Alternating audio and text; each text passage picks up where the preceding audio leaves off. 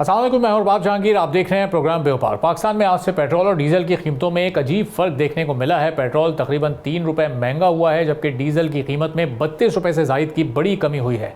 अब नई कीमतों के मुताबिक पेट्रोल तकरीबन 337 रुपये फ़ी लीटर, जबकि डीजल अब 363 रुपये के आसपास आ गया है। लेकिन असल कहानी यहाँ पर सिर्फ कम कीमत या ज़्यादा कीमत की नहीं है। कल वज़ीर पेट्रोलियम ने कराची का दौरा किया था, जिसके बाद डीजल की कीमतों में इस बड़ी कमी का ऐलान हुआ है। अब यहाँ पर सवाल यह है कि अगर गुंजाइश मौजूद थी तो अब तक इस बोझ को आवाम पर डालकर क्या हुकूमत ने ही महंगाई को नहीं बढ़ाया? और सवाल यह भी है कि अगर गुंजाइश के बावजूद कीमतों में कमी ना लाकर किस किस रिफाइनरी और किस किस इदारे को ये फ़ायदा पहुँचाया गया है, फिर हुकूमत का अपना फ़ायदा हुआ।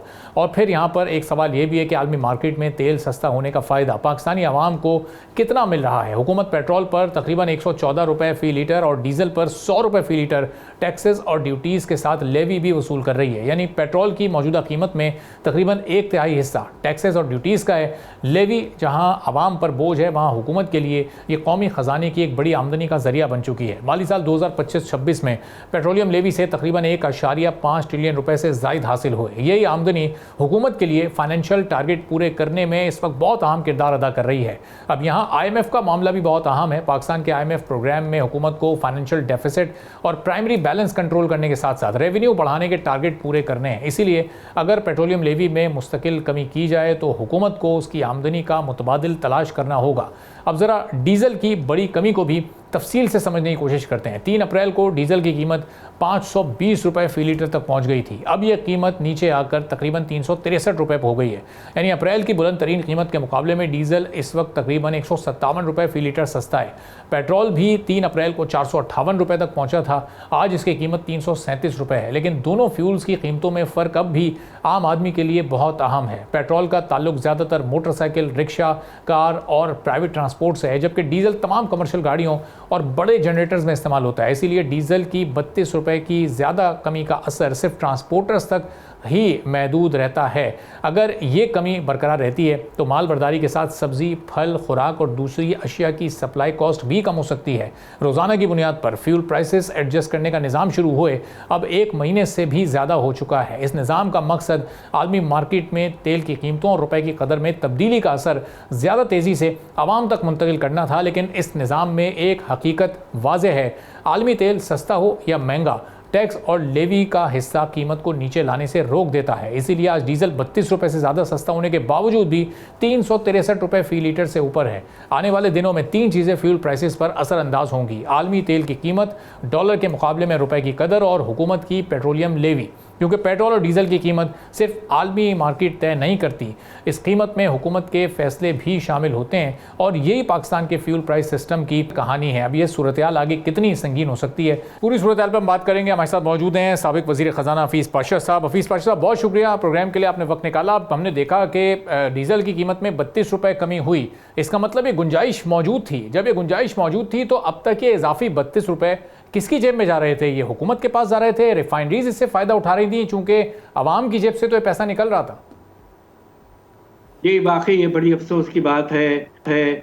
और अब आप ये देखिए कि 32 रुपए तो उसमें कम किया, उसके बावजूद अभी भी पेट्रोलियम लेवी जो है वो आसमान तक चल रहा है, 100 रुपए से भी ज़्यादा। और उसके नतीजे में हमारे यहाँ पाकिस्तान में पेट्रोल की कीमत दूसरे मुल्कों से भी ज़्यादा है। तो इनको दोनों चीज़ों में कमी लानी चाहिए थी। डीजल में यकीनन इससे फ़ायदा होगा ट्रांसशिपमेंट मूवमेंट में, मगर पेट्रोल में भी वाज़े तौर पर पेट्रोलियम लेवी कम करके इसको मुनासिब लेवल पे लाना चाहिए। अच्छा, अब ये देखें, ट्रांसपोर्टर्स ने एहतजाज किया, उन्होंने 3-4 दिन पूरे मुल्क का पहिया जाम किया, तो ये हुकूमत प्रेशर में आई और फिर ये कर दिया। तो अब ये पेट्रोल की कीमत भी अगर कम करवानी है तो इस तरह क्या एहतजाज ही किया जाएगा? चूँकि गुंजाइश तो मौजूद थी जब ये 32 रुपये कम हुए हैं। यहाँ बड़ी अफसोस की बात है कि गवर्नमेंट जो है वो जिसे कहते हैं ना, छुपे छुपे अंदाज में रेवेन्यूज बढ़ाती रहती है। अब आप ये सोचिए कि पेट्रोलियम प्रोडक्ट्स पे जो टोटल रेवेन्यू है वो तकरीबन 2000 अरब, हैरत अंगेज अमाउंट।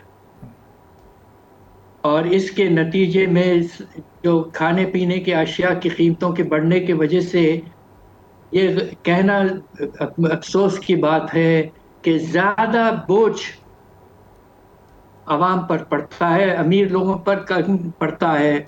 डायरेक्टली थोड़ा बहुत उन पे पड़ता होगा तेल की कीमत की वजह से, मगर खाने पीने की अशिया की कीमतों के बढ़ने की वजह से बहुत नुकसान होता है घरानों को। और अभी साहब ये इन्हीं दिनों में हम देख रहे हैं कि डीलर मार्जिन भी अभी बढ़ाया गया पेट्रोल पर, कुछ ही दिन पहले उसको भी 10 रुपये पर लीटर कर दिया गया है।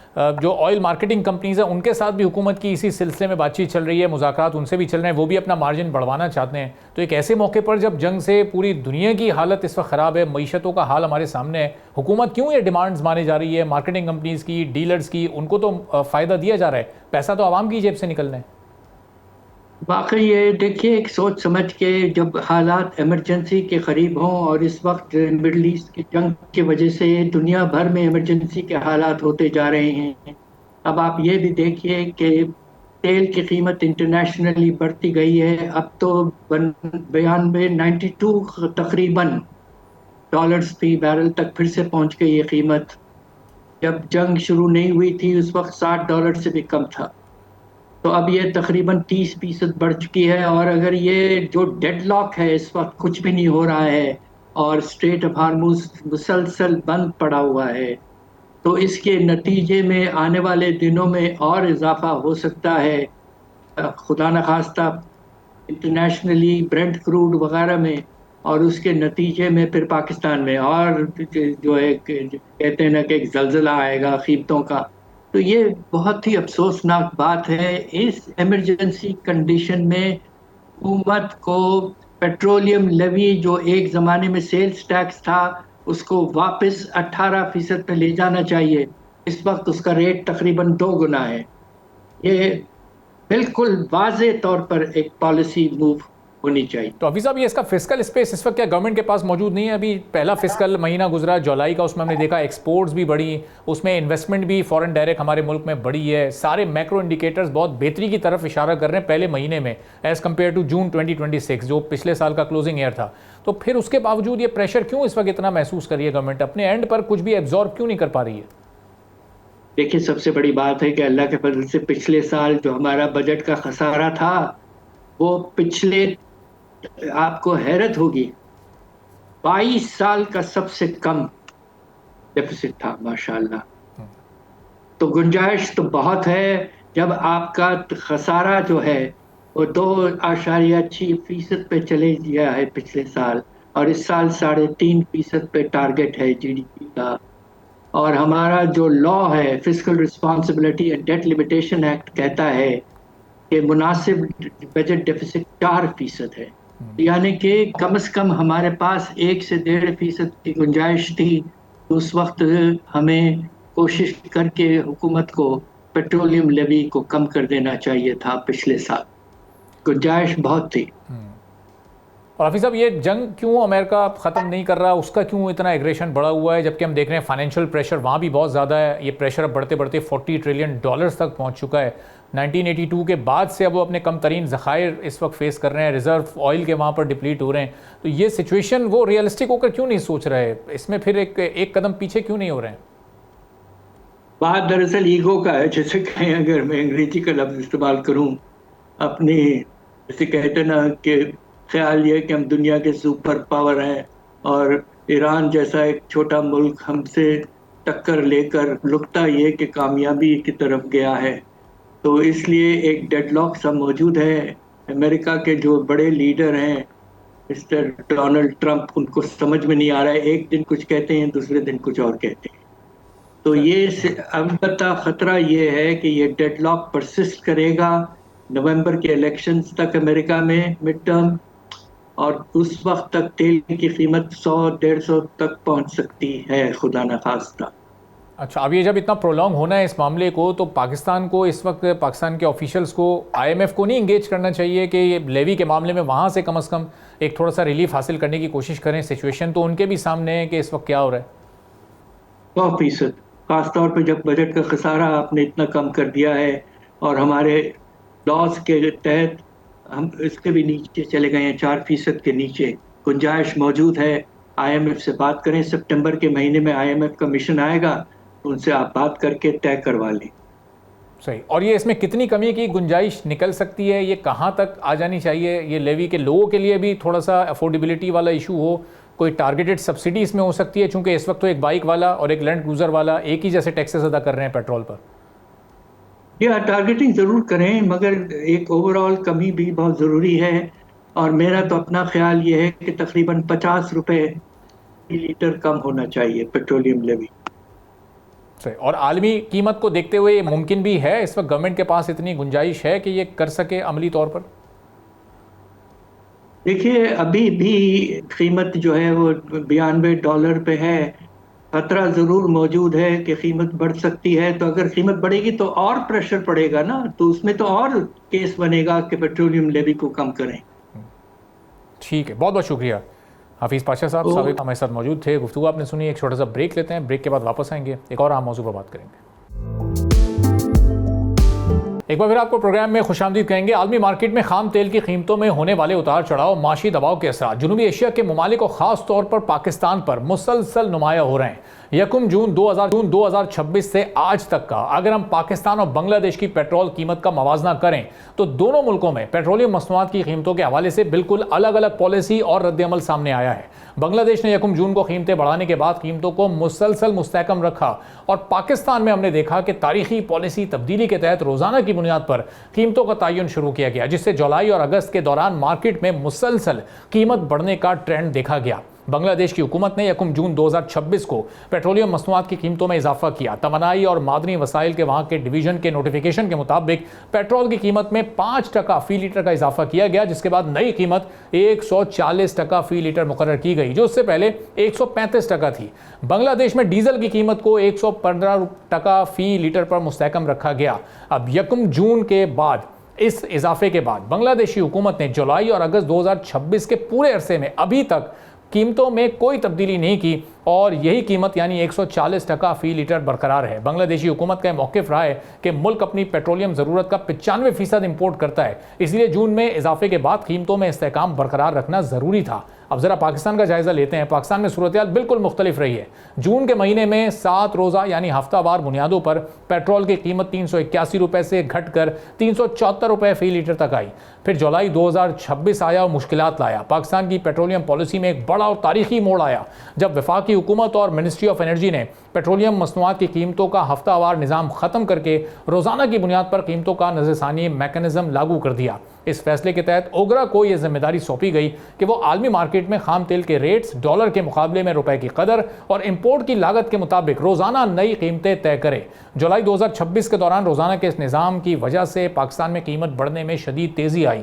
जुलाई के आगाज़ में आलमी मंडी के असरात के तहत पेट्रोल की कीमत में पहले 13 रुपये से ज़ायद का इजाफा हुआ, फिर बाद में रोज़ाना की बुनियाद पर होने वाली एडजस्टमेंट्स के जरिए कभी कीमतों में चंद रुपयों का इजाफा हुआ, और जब कमी हुई तो वो बहुत ही मामूली, सिर्फ पैसों में की गई।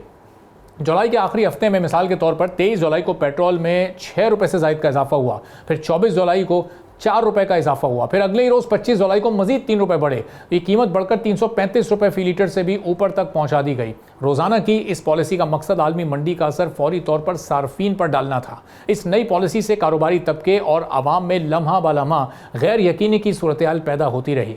अगर यकम जून से अगस्त 2026 के पूरे अरसे का मजमूई मवाजना हम करें तो बांग्लादेश ने यकम जून को कीमतें बढ़ाकर जुलाई और अगस्त में मुकम्मल तौर पर फ्रीज रखी, जबकि पाकिस्तान ने जुलाई में डेली प्राइसिंग का मॉडल अपनाकर आलमी मार्केट के रद्दोबदल को रोज़ाना की बुनियाद पर मकामी मार्केट में मुंतकिल किया, और इसके नतीजे में पाकिस्तानी अवाम को रोज़ाना की बुनियाद पर कीमतों में उतार चढ़ाव का सामना करना पड़ा। अब इस पूरी सूरत हाल पर हम बात, फ़ारूक सलीम साहब हमारे माशियात में हमारे साथ मौजूद हैं। डॉक्टर साहब, अब ये हमारे यहाँ मिनिस्टर्स हमें बताते थे कि हमने तो देखें फरावानी रखी है पेट्रोल की, सप्लाई नहीं मुतासिर होने दी, दीगर ममालिक में बड़े मसले हैं, और यहाँ हम ये मवाजना पेश कर रहे हैं। अगर इसमें कोई गलती हो तो आप भी तस्दीक कीजिएगा।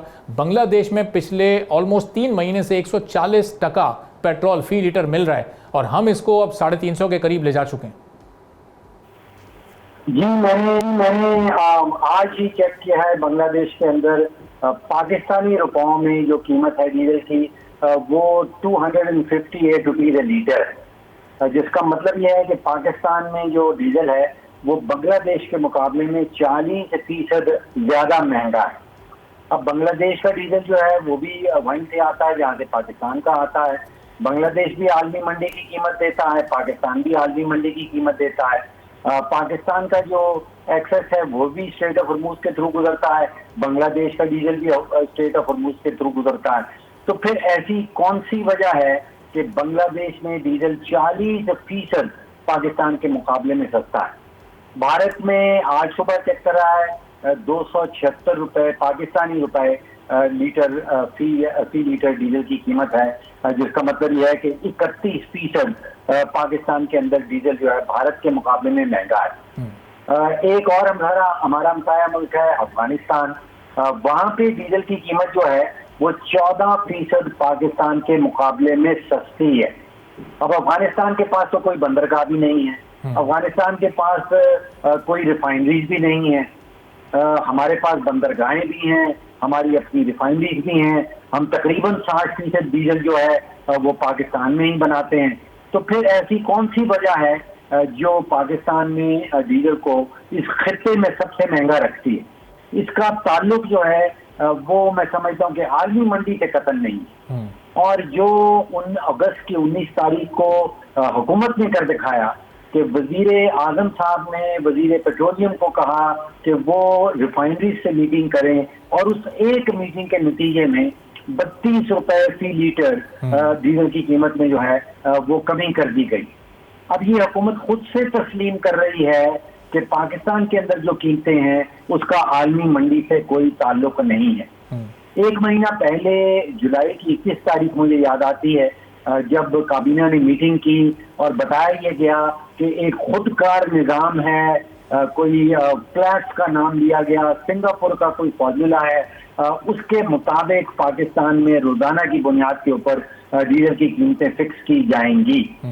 और फिर कल हमें पता चला कि वजीर आजम साहब ने खुद से मुदाखलत की, वजीर पेट्रोलियम साहब ने खुद से मुदाखलत की। एक महीना पहले बताया जा रहा था कि ऐसा नहीं होगा। नतीजा ये निकला कि 32 रुपए फी लीटर जो है उसकी कीमत में कमी आई है। अब आप सोचिए कि पिछले कोई 5 महीनों में 3.25 बिलियन लीटर आपने और मैंने खरीदा है जो पाकिस्तान में कंज्यूम हुआ। इसका मतलब यह है कि 103 अरब रुपए का इजाफी बोझ पाकिस्तानी सार्फिन ने बर्दाश्त किया है। देखिए सवाल ये बनता है कि अगर अगस्त की 19 तारीख को ये मीटिंग हुई जिसके नतीजे में 32 रुपए फी लीटर कमी हुई, तो ये मीटिंग 2 दिन पहले कर लेते, ये मीटिंग 5 महीने पहले कर लेते। अगर 5 महीने पहले की मीटिंग कर लेते तो 103 अरब रुपया जो आपकी और मेरी जेब से निकला, जो पाकिस्तानियों की जेब से निकला, और अभी तक हमें पता नहीं है कि वो किसकी जेब में मुंतकिल हुआ, तो शायद वो बच जाता। सही। तो फारूक साहब, ये एक मौके पर तो ये कीमत 520 से भी ऊपर जा चुकी थी, उसके अराउंड थी, तो सोचें उस वक्त पता नहीं ये 32 की जगह कितने रुपए ऊपर लिए जा रहे होंगे। अब ये कुछ अरसे पहले हमने देखा ट्रांसपोर्टर्स ने हड़ताल की, पूरे मुल्क को जाम किया, गुड्स ट्रांसपोर्ट सड़कों पर खड़ी हो गई थी, तरसील बिल्कुल रुक गई थी सामान की। तो हुकूमत ज़ाहिर है थोड़ा सा उसको ये स्टांस लेना पड़ा, उनको संजीदगी से लिया। अभी और पता नहीं क्या क्या चीज़ें मज़ीद हुकूमत मानती चली जाएगी जिसका बोझ आवाम पर ही आएगा। तो ये अब आवाम के पास तो कोई प्लेटफॉर्म ऐसा है नहीं कि वो इस तरह अपना एहतजाज रिकॉर्ड करें या हुकूमत को प्रेशराइज़ करें। तो फिर इसका मतलब पेट्रोल की कीमत में तो कोई कमी नहीं आएगी, उसमें भी पता नहीं कितने रुपए इजाफी लिए जा रहे होंगे। देखिए पेट्रोल और डीजल में एक बहुत बड़ी तफरीक है। पेट्रोल से गाड़ियां चलती हैं, पेट्रोल से मोटरसाइकिल चलता है, लेकिन डीजल से पूरे मुल्क की मईशत चलती है। वो जो ट्यूबवेल लगा है फार्म में वो भी डीजल से चलता है, जो ट्रैक्टर है वो भी डीजल से चलता है, जो ट्रक आपकी और मेरी सब्जी लेके आता है वो भी डीजल से चलता है, बसों में भी डीजल डलता है, जनरेटर्स में भी डीजल डलता है। तो डीजल के ऊपर खास फोकस होना चाहिए। अगर डीजल मुल्क में महंगा है, इस पूरे खित्ते में सबसे ज्यादा महंगा है, यानी कि आप भारत देख लीजिए, बांग्लादेश देख लीजिए, श्रीलंका, नेपाल, इवन अफगानिस्तान, तो इसका मतलब ये है कि पाकिस्तान के अंदर महंगाई का एक पक्का एलिमेंट जो है डीजल की कीमत के नतीजे में वो सामने आ जाता है। डीजल की कीमत सिर्फ पंप में नहीं रुक जाती, वो आपके और मेरे किचन में घुस जाती। आपकी मेरी सब्जी महंगी हो जाती है, गोश्त महंगा हो जाता है, जो भी सामान फार्म से आ रहा है मार्केट तक वो सब चीजें महंगी हो जाती हैं। तो तो मैं ये समझता हूँ कि हुकूमत को डीजल की कीमत के ऊपर खास फोकस रखना होगा और कोशिश ये करनी होगी कि इसमें कंपटीशन लाया जाए। इस वक्त जो कुछ हुकूमत कर रही है वो कंपटीशन के बिल्कुल बरक्स कर रही है। सही। और वही जो जुलाई 21 तारीख का मैं आपको हवाला दे रहा था, उस दिन काबीना ने ये फैसला किया कि पीएसओ को डीजल इंपोर्ट पे मोनोपोली दे दी जाएगी। अब जितनी भी आप इकोनॉमिक्स की किताबें खोल के देख लीजिए, मोनोपोली का मतलब ये होता है कि सार्फिन को महंगी चीज मिलेगी। कहा ये सारा था कि डीरेगुलेशन की जा रही है, लेकिन अमलन पीएसओ को मोनोपोली दे दी गई। और उसी से 3 दिन पहले 18 जुलाई को फारूक साहब जब ये डेली प्राइस मैकेनिज्म अप्रूव हुआ तो ये तय हुआ कि ओगरा अब ये कीमत तयन करेगी, जो टैक्सेस और बाकी ये लेवीज वगैरह हैं उसको हुकूमत देखेगी। तो फिर ये कल ओगरा का रोल कहाँ माइनस हो गया? ये प्राइम मिनिस्टर ने डायरेक्ट हिदायत दी, वजीर पेट्रोलियम ने प्रेस कॉन्फ्रेंस की, फैसला इन्हीं लोगों ने आपस में कर लिया, तो वो इंडिपेंडेंट ओगरा की जो अथॉरिटी थी अपने फैसले पर हुकूमत ने खुद ही फिर सवाल खड़ा कर दिया। देखिए, ये बिल्कुल वाज़ेह हो चुका है कि पाकिस्तान में डीजल और पेट्रोल की कीमत जो है वो सियासी फैसले हैं। ओगरा कानून के आइन के तहत तो एक इंडिपेंडेंट बाख्तियार इदारा है, लेकिन उसको काबीना डायरेक्ट ऑर्डर करती है कि आपने पीएसओ को जो मोनोपोली दे रखी है उसकी जो कीमत आएगी वो अपने फॉर्मूले में इस्तेमाल करनी है। टीवी पे आके, टेलीविजन पे आके हमें उधरा ये बताते हैं कि वो प्लैट्स का फॉर्मूला है। अब हुकूमत ने खुद से तस्लीम कर लिया है कि ऐसा कोई फॉर्मूला एग्जिस्ट नहीं करता। ये सियासी फैसले हैं। हुकूमत मुदाखलत करती है तो कीमत नीचे आ जाती है, हुकूमत मुदाखलत करती है तो कीमत ऊपर चली जाती है। एक वो ट्रायंगल नजर आता है जिसमें हुकूमत बज़िद है कि उसने ये सारे फैसले खुद से करने हैं, ये फ्री मार्केट को नहीं देने। फिर बीच में ऑयल मार्केटिंग कंपनीज आ जाती हैं, ऑयल रिफाइनरीज आ जाती हैं, और एक मिला जुला सा आप सोचिए कि वो कैफियत सामने आ जाती है। डीरेगुलेशन पे हुकूमत कतई तैयार नहीं है। फ्री मार्केट के हवाले कर देना तेल, डीजल और पेट्रोल की कीमत हुकूमत बिल्कुल तैयार नहीं। सही। तो फारूक साहब एक आखिरी सवाल कि जिस तरह ये रिफाइनरीज के साथ मुज़ाकरात हुए, उसी तरह आईएमएफ को इंगेज करके उनको भी तो ये समझाया जा सकता है, जंग तो वो भी देख रहे हैं, दुनिया पर क्या असरात पड़ रहे हैं, दुनिया की मईशतों पर, उनके सामने हर चीज़ बिल्कुल रोशन है। तो ये उनसे क्यों नहीं ये बात की जाती या मुज़ाकरात किए जाते कि लेवी पर कम अज़ कम वो थोड़ा रिलीफ दे दें, चूँकि अब पेट्रोल डीजल दोनों पर ही ये 80-80 रुपये की सूरत में मौजूद है। अभी भी ये 32 रुपये कमी के बावजूद भी कल ही 1.5 रुपये डीजल पर लेवी बढ़ाई है, 80 रुपये इसको कर दिया है। ये अगर 40-50 के अराउंड आ जाता है दोनों में, तो ये 30-30 रुपए का मार्जिन तो मजीद निकल सकता है। देखिए, मैं नहीं समझता हूँ कि इसमें आईएमएफ की कोई डायरेक्ट मुदाखलत है या आईएमएफ की कोई इजाजत की जरूरत। इसमें हमने अंदरूनी तौर पे सोचना है कि 2 तिजोरियां तो भरी जा रही हैं। एक हुकूमत की अपनी तिजोरी लेवी की बुनियाद पे, और एक ये रिफाइनरी और ऑयल मार्केटिंग कंपनी की तिजोरी भी भरी जा रही है। जो खाली हो रही है जेबें, वो आम आवाम की हो रही है। आईएमएफ को हम एज एक बहाना इस्तेमाल कर लेते हैं कि आईएमएफ हमें ये नहीं करने दे रहा, आईएमएफ हमें वो नहीं करने दे रहा। आपने बार बार बांग्लादेश का जिक्र किया, बांग्लादेश भी इस वक्त आईएमएफ के प्रोग्राम में शामिल है, और बांग्लादेश का आपने बताया कि कई महीने जो है उसने कीमतों में रद्दोबदल नहीं की। अगर आप भारत की एग्जाम्पल लेना चाहते हैं, वहां पे लास्ट टाइम जो कीमतें बदली गई थी वो 2022 में बदली गई थी, और उसके बाद मई 2026 में कीमतों में तब्दीली लाई गई है। 4 साल पेट्रोल और डीजल की कीमतें बदली नहीं गई। सार्फिन को एक प्रेडिक्टेबिलिटी मिलती है, बिजनेसेस को एक प्रेडिक्टेबिलिटी मिलती है, उनकी कॉस्ट के ऊपर उनका कंट्रोल आ जाता है। ये फैसला जो रोजाना की बुनियाद पे है, ये बेतहाशा गैर यकीनी फजा जो है वो बिजनेसेस के लिए भी, सार्फिन के लिए भी, टैक्सी ड्राइवर के लिए, बस ड्राइवर के लिए, क्या उसमें रोजाना की बुनियाद पे अपना एक नए टिकट का जो है वो फैसला करना है, मेरी समझ से बिल्कुल बाहर। ठीक है, बहुत बहुत शुक्रिया डॉक्टर फारूक सलीम साहब, माहिर माशियात। हमारे गुफ्तगू आपने सुनी। एक छोटा सा ब्रेक लेते हैं, ब्रेक के बाद वापस आएंगे, एक और आम मौजू पर बात करेंगे। एक बार फिर आपको प्रोग्राम में खुशामदीद कहेंगे। पाकिस्तान की आईटी इंडस्ट्री ने नए माली साल का आगाज़ एक बहुत ही मुस्बत खबर के साथ किया है। जुलाई 2026 में टेलीकम्युनिकेशन के साथ कंप्यूटर और इंफॉर्मेशन सर्विसेज की एक्सपोर्ट 417 मिलियन डॉलर तक पहुंची हैं।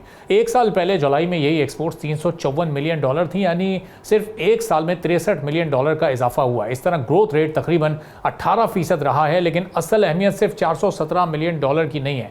पाकिस्तान की ओवरऑल सर्विसेज एक्सपोर्ट जुलाई में 927 मिलियन डॉलर रही हैं और इनमें तकरीबन 45% हिस्सा आईटी ओरिएंटेड डिजिटल सर्विसेज का है।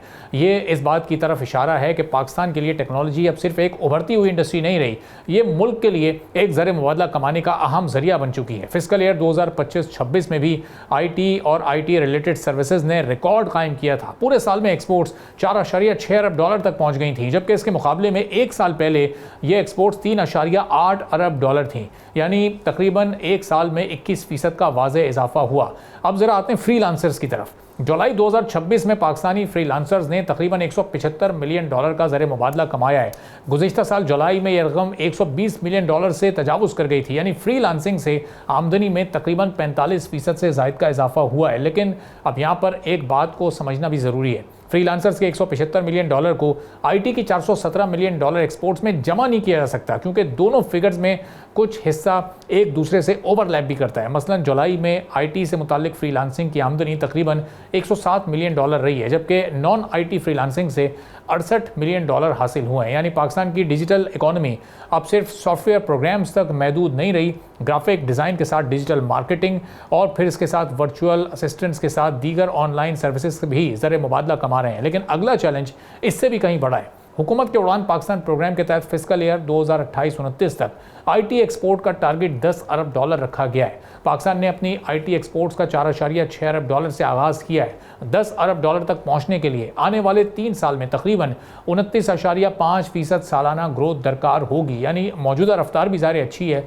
लेकिन टारगेट हासिल करने के लिए इस रफ्तार को मज़ीद तेज़ करना है और सिर्फ फ्रीलांसर्स की तादाद बढ़ाने से ये टारगेट हासिल नहीं हो सकता। पाकिस्तान को कम कीमत वाले छोटे मनसूबों यानी एआई से निकल कर ज़रा साइबर सिक्योरिटी के साथ फिर मशीन लर्निंग और क्लाउड के अलावा एंटरप्राइज सॉल्यूशंस और सॉफ्टवेयर प्रोडक्ट्स की तरफ भी जाना होगा। असल कामयाबी उस वक्त होगी जब एक पाकिस्तानी फ्रीलांसर सिर्फ खुद काम ना करे बल्कि अपनी कंपनी बनाए, मज़ीद लोगों को रोज़गार दे, बड़े आलमी क्लाइंट्स हासिल करे और ज़्यादा डॉलर बाहर से पाकिस्तान लेकर आए। और उसके लिए ज़ाहिर सिर्फ तरबियत काफ़ी नहीं है, तेज़ और काबिल एतमाद इंटरनेट भी हो, बिजली भी वाफिर हो, आलमी मार्केट तक रसाई भी हो, बेहतर अदायगी का निज़ाम भी हो और फिर मजबूत इंसानी वसाइल भी इसके लिए ज़रूरी हैं।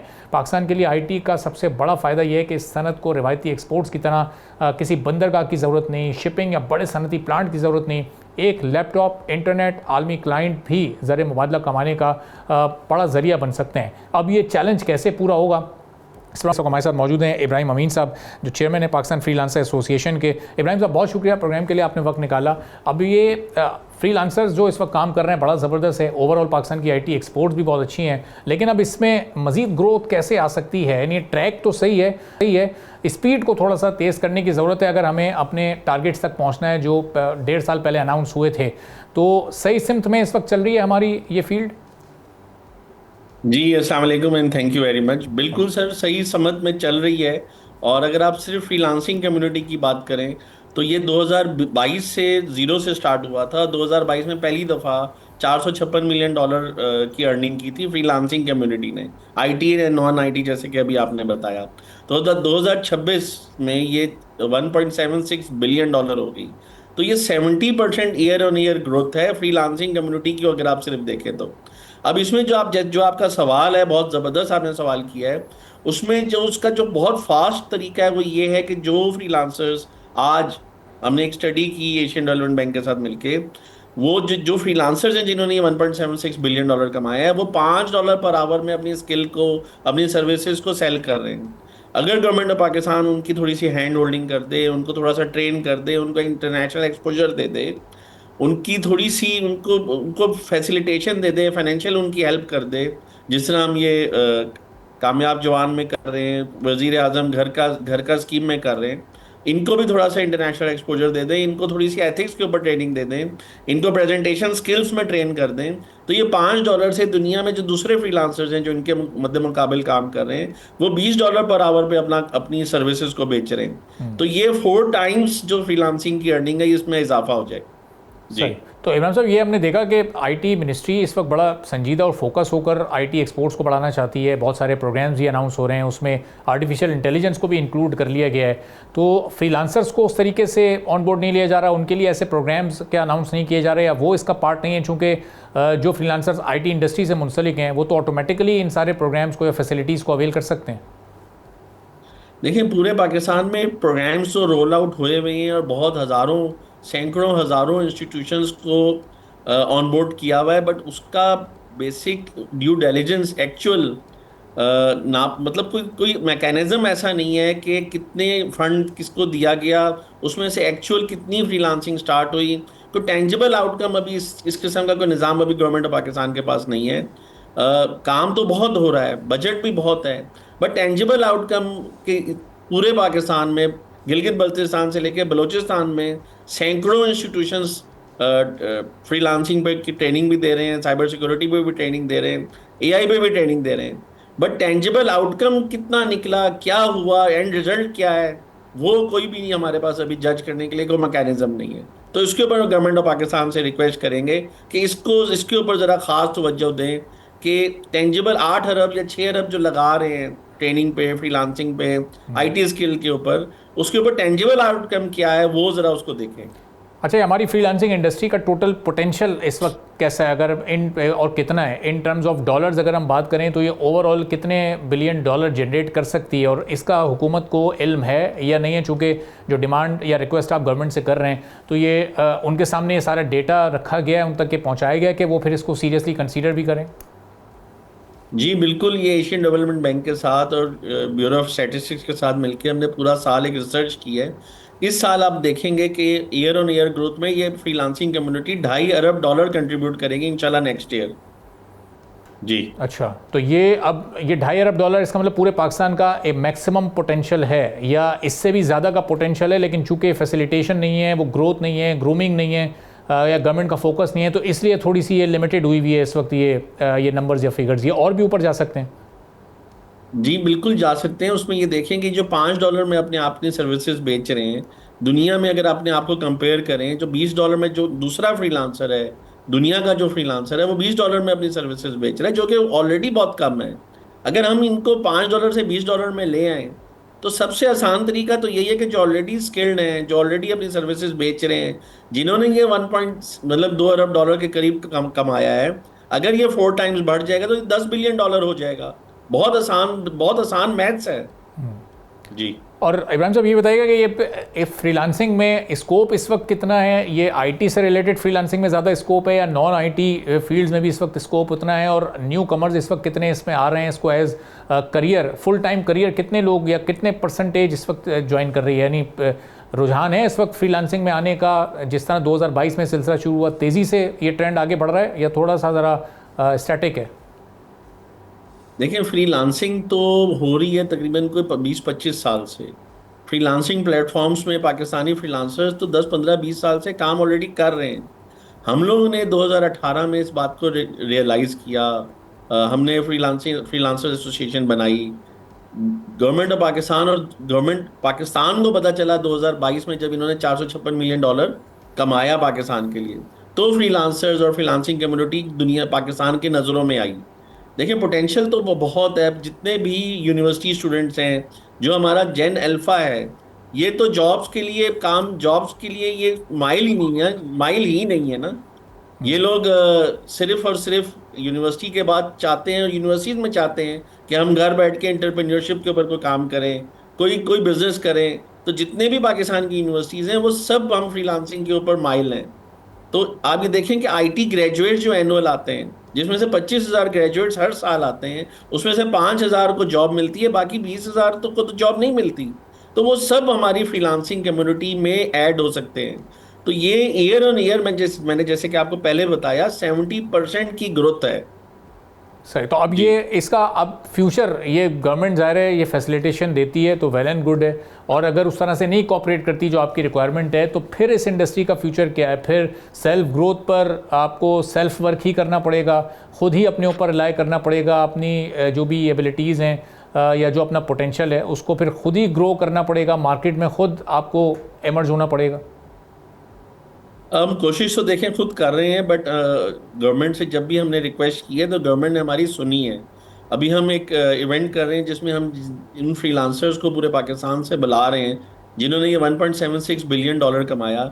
हम नेशनल रिकॉग्निशन सेरेमनी कर रहे हैं, हम इन फ्रीलांसर्स को अवार्ड्स देने लगे हैं 29 अगस्त को गवर्नर हाउस सिंध में, जिसमें मैडम मिनिस्टर साहिबा आ रही हैं, राना मशहूद साहब आ रहे हैं।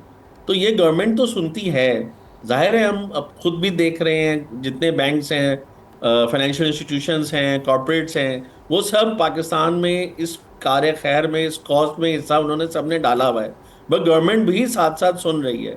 तो दोनों चीज़ों को शेक हैंड करके साथ साथ मिल के इस कॉज को हासिल करने की कोशिश कर रहे हैं कि हम बहुत जल्द ये जो टारगेट है 10 बिलियन डॉलर का, ये फ्रीलांसिंग कम्युनिटी ही इसको अचीव कर ले। ठीक है, बहुत बहुत शुक्रिया इब्राहिम अमीन साहब हमारे साथ मौजूद, पाकिस्तान फ्रीलांसर एसोसिएशन। गुफ्तगू आपने सुनी। इसी के साथ नाज़रीन आज के प्रोग्राम से इजाज़त दीजिए। अल्लाह हाफ़िज़। सब्सक्राइब करें और बेल दबाएं ताकि कोई खबर रह न जाए।